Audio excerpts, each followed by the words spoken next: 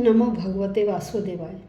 साधकों, हम श्रीमद् भगवद गीता का श्रवण कर रहे हैं और श्लोक संख्या 23 तक 9वां अध्याय, जिसमें अद्वितीय ज्ञान के बारे में बताया गया है, इस अध्याय के हम 23 तक श्लोक सुन चुके हैं और आज हम श्लोक संख्या 24 को सुनेंगे। तो आइए, श्लोक संख्या 23 में हमने कल श्रवण किया था, सुना था कि भगवान कहते हैं, क्या कहते हैं कि देखिए, जो व्यक्ति अन्य देवी देवताओं का पूजन करते हैं, उनकी उपासना करते हैं, उनका भजन कीर्तन करते हैं, वह यह नहीं समझ पाते कि उन देवी देवताओं के माध्यम से वह मेरा ही भजन कीर्तन कर रहे हैं, क्योंकि वह देवी देवता मेरे ही क्या हैं, मेरे ही उपासक हैं और मेरे ही सबॉर्डिनेट हैं। वो मैं ही, वह भी मेरी ही पूजा करते हैं और मेरा ही अंश है। इसीलिए अज्ञानी व्यक्ति यह नहीं समझ पाते कि उन देवी देवताओं के माध्यम से हम उस परम भगवान की ही पूजा कर रहे हैं।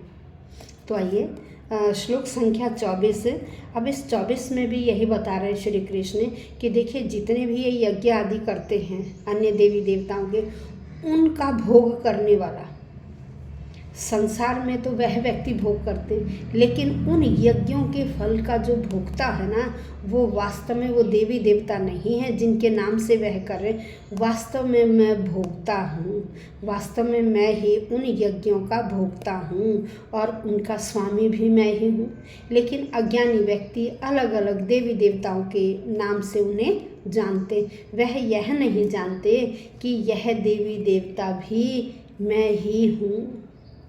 तो आइए, श्लोक संख्या 24। अहम तो सर्व यज्ञानां भोक्ता च प्रभुरेव च न तो माम अभिजानन्ति त्वेनातश्चयन्वन्ति ते। फिर सुनिए, अहम ही सर्व यज्ञानां भोक्ता च प्रभुरेव च न तो माम भी जानन्ति तत्व एना तश्चयन्ति ते। इस तरह से पढ़ेंगे इसे, तत्वेना तश्चयन्ति ते। अब यहाँ देखिए, अहम ही कह रहे, मैं ही, अहम ही, मैं ही समस्त सर्व यज्ञानाम, सभी यज्ञों का, मैं ही सभी यज्ञों का भोक्ता, भोग करने वाला हूँ। मैं ही सभी यज्ञों का भोग करने वाला हूँ। प्रभु एव च, प्रभु स्वामी कह रहे, और मैं ही उनका स्वामी हूँ। मैं ही उन यज्ञों का भोग करने वाला हूँ, उनका फल लेने वाला, और मैं ही स्वामी हूँ। मैं ही उनका भोग करने वाला हूँ, मैं ही उनका स्वामी। किनका? उन यज्ञों का। फिर कहते हैं, न तो, नहीं तो, माम अभिजानन्ति कह रहे, माम मुझको अभिजानन्ति नहीं, वह नहीं जानते, वह अज्ञानी व्यक्ति मुझे नहीं जानते हैं। तत्व, तत्व, तत्व वास्तव में, तत्व वास्तव में, तत्वेन वास्तव में, अतः इसलिए, तत्वेन वास्तव में, अतः इसलिए, च्यवंती, च्यवंती, च्यवन का मतलब होता है नीचे गिरना, इसीलिए वह बार बार उस लोक से नीचे गिर जाते हैं। बार बार स्वर्ग में आते हैं, फिर वापस इस मृत्यु लोक में पहुंचे जाते हैं, फिर कुछ काम करते हैं अच्छे, फिर उससे वो स्वर्ग में पहुंचते हैं, लेकिन सकाम भाव से काम करते हैं, फिर स्वर्ग तक पहुंचते हैं, उसके बाद फिर वह नीचे संसारिक इस मर्त्य लोक में आ गिरते हैं। तो इसलिए कह रहे हैं कि वो जो भी यज्ञ करते हैं, उन सबका भोक्ता भी मैं ही हूँ, उनका स्वामी भी मैं ही हूँ। वह यह नहीं समझ पाते। किसके कारण नहीं समझ पाते? अज्ञानता के कारण। अज्ञानता के कारण वह यह नहीं समझ पाते कि वो जिस देवी देवता का हवन कर रहे हैं, यज्ञ कर रहे हैं, वह मेरा ही यज्ञ कर रहे हैं और मैं ही उनका स्वामी हूँ। मैं ही हर प्रकार से उनकी रक्षा करने वाला हूँ, हर इच्छा की पूर्ति करने वाला हूँ। क्योंकि देखिए, भगवान की आज्ञा के बिना तो पत्ता भी नहीं हिल सकता। हमने यह कहावत अपने बड़े बूढ़ों से सुनी है कि बिना उसकी आज्ञा के एक पत्ता भी नहीं हिल सकता। तो वही हमारा स्वामी है, वही हमें सब कुछ देने वाला है। इस तरह से कह रहे वो वास्तव में मुझे नहीं जानते हैं, इसलिए बार बार इस स्वर्गलोक से नीचे गिरते हैं या बार बार उस मर्त्य लोक सांसारिक लोक में जाते हैं। तो कह रहे वो मेरे इस दिव्य स्वभाव जो अलौकिक है, जो अद्वितीय है, इस स्वभाव को वह नहीं पहचान पाते हैं और इसीलिए वह इस लोक से बार बार नीचे जाते हैं। ऐसा श्री कृष्ण बता रहे हैं। और यदि किसी को अपनी देखिए भौतिक इच्छा की पूर्ति करनी होती है तो यही होगा कि हम उस परमेश्वर का ही ध्यान करें, उसी की उपासना करें, निष्काम भाव से उपासना करें। और देखिए हमें हर कार्य में हमें सफलता मिलेगी, हमारी हर इच्छा की पूर्ति होगी यदि हम ईश्वर के निष्काम भाव से उसका स्मरण करें, उसका भजन करें, उसका कीर्तन करें। यह जरूरी नहीं है कि हम कई घंटे बैठकर उसका नाम लेते रहें, हमारे मन में उसके प्रति भाव होना चाहिए। यदि हम 2 मिनट भी सच्चे भाव से उस ईश्वर का स्मरण कर लेते हैं या 1 सेकंड ही उसका नाम ले लेते हैं, लेकिन किससे? सच्चे भाव से, तो आप देखिए कैसे आपके कार्य पूरे नहीं होंगे। जितने भी हमारे अंदर जो ये नकारात्मक सोच आ जाती है, वह नकारात्मक सोच भी केवल उस ईश के नाम स्मरण से ही जो हमारे अंदर नकारात्मक सोच प्रवेश कर जाती है, वह नकारात्मक सोच भी दूर हो जाएगी और हमारे अंदर सकारात्मक सोच आएगी। हम हर किसी का अच्छा ही अच्छा सोचेंगे। जब हम हर किसी का अच्छा ही अच्छा सोचेंगे तो भगवान हमारा बुरा क्यों करेगा? तो फिर भगवान अपने आप ही हमारा अच्छा करेगा। इसलिए हमें सकारात्मक सोच रखनी चाहिए।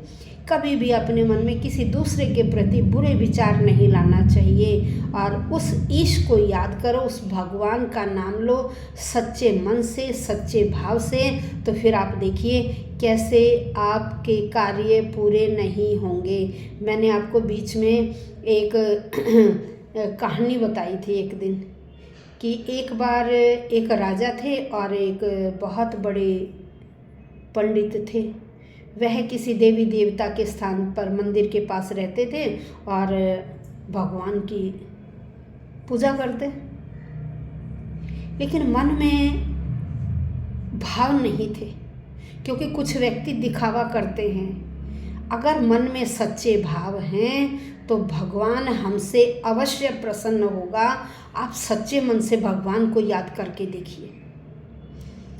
और राजा ने क्या किया? राजा ने एक बार भगवान का नाम स्मरण किया और उस देवी देवता ने स्वप्न में ही दर्शन दे दिए। अब राजा ने कहा कि देखिए मैं तो आपको हमेशा याद नहीं करता था, मैंने तो केवल आज ही आपको याद किया और आज ही आपने मुझे दर्शन दे दिए। वो फलां जो व्यक्ति है जो मंदिर के बाहर इतने समय से पूजा कर रहा है, आप उससे क्यों नहीं प्रसन्न? तो देवी ने कहा कि देखिए वो जो सही विधि होती है ना, वह सही विधि से मेरा पूजन विधान नहीं करता है। अगर वो सही विधि से पूजन विधान करे तो मैं उससे प्रसन्न हो जाऊंगी, क्योंकि भाई व्यक्ति के मन में सच्चे भाव होने चाहिए। अब राजा ने क्या किया? भाई जाकर देखा, जैसे स्वप्न में देवता ने उन्हें बताया कि वह इस प्रकार से करता, तो राजा ने जाकर देखा कि वाकई में ही वह जो वहाँ व्यक्ति पूजा कर रहा था वह उसी प्रकार से कर रहा था। तो राजा ने उन्हें बताया कि आपका जो विधि विधान है उसमें थोड़ी सी कमी है। यह नहीं कहा कि आप गलत कर रहे हैं, उन्होंने कहा ये पंडित है विद्वान, आप थोड़ा सा जो कर रहे हैं ना इसका तरीका बदल दो, आप इस तरह से करो। अब राजा ने जैसे कहा उसने अगले दिन वैसे ही पूजा पाठ किया और जैसे ही पूजा पाठ किया तो कुछ उसी दिन फिर देवी माँ ने उन्हें भी दर्शन दे दिए और कहा कि हे पंडित, मैं आज से आपसे बहुत प्रसन्न हूँ, तो मांगिए आप क्या चाहते हैं, मांगिए मुझसे। तो ऐसे ही यदि हम भी सच्चे मन से अपने भगवान का स्मरण करें और जो हमारा कर्तव्य बनता है, अपने कर्तव्य का पालन करें, अपने कर्तव्य से कभी हम पीछे न हटें, तो देखिए हमारे कार्य कैसे पूर्ण नहीं होंगे, हमारे कार्य 100% पूरे होंगे। तो आज हमने श्लोक संख्या 24 का श्रवण किया। कुछ एक श्रवण शब्द का अर्थ नहीं समझते हैं, तो श्रवण का मतलब सुनना। आप लोगों ने श्रवण नाम सुना होगा, श्रवण कुमार का, ठीक है ना। तो श्रवण का मतलब होता है सुनना। तो जो मैं बोलती हूँ ना, आज हम श्रवण करेंगे, इसका मतलब आज हम सुनेंगे, हमने यह श्रवण किया, हमने यह सुना।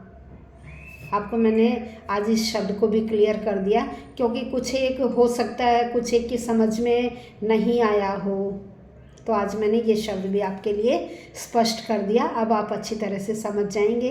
और मैं अपने जितने भी मेरे व्यूअर्स हैं उन सब का थैंक्स करती हूँ।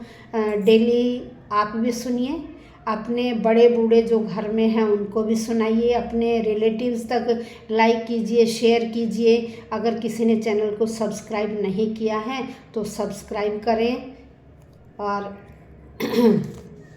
आप सब बहुत भाग्यशाली हैं, और मैं अपने आप को भी इतना भाग्यशाली समझती हूँ कि मुझे भगवान ने यह अवसर दिया कि मैं YouTube के माध्यम से आपको श्रीमद् भगवद गीता सुना सकूँ, आप उसको सुन सकें, जिससे आपका जीवन भी सफल होगा, कृतार्थ होगा, और मेरा भी आपके माध्यम से जीवन कृतार्थ होगा। धन्यवाद।